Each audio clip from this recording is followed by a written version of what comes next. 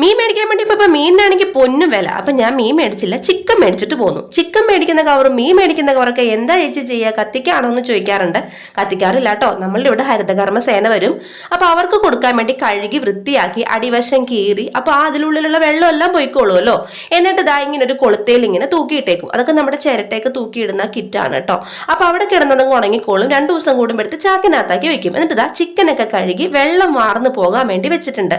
നമ്മൾ എളുപ്പത്തിലൊരു cooker chicken ആണ് കേട്ടോ വെക്കണേ. ഭയങ്കര ഈസി ആയിട്ട് വെക്കാൻ പറ്റുന്നതാണ്. ഇതാ നമ്മൾ കുക്കർ ചൂടാകുമ്പോഴത്തേനും വെളിച്ചെണ്ണ ഒഴിക്കുക, അല്ലെങ്കിൽ സൺഫ്ലവർ ഓയിലായാലും മതി. പിന്നെ നമ്മുടെ സവാള, പച്ചമുളക്, ഇഞ്ചി, വെളുത്തുള്ളി എല്ലാം ഇട്ടൊന്ന് വാട്ടിയെടുക്കുക. ഉപ്പിട്ടോളൂ കേട്ടോ, പെട്ടെന്ന് നമുക്ക് വാടി കിട്ടും. പിന്നെ അതിലേക്ക് പൊടികൾ ഇട്ട് കൊടുക്കുക. മഞ്ഞൾപ്പൊടി, മുളക് പൊടി, കാശ്മീരി ചില്ലി, നമ്മുടെ മല്ലിപ്പൊടി, പിന്നെ കുറച്ച് ചിക്കൻ മസാല അല്ലെങ്കിൽ ഗരം മസാല ഇട്ടാൽ മതി.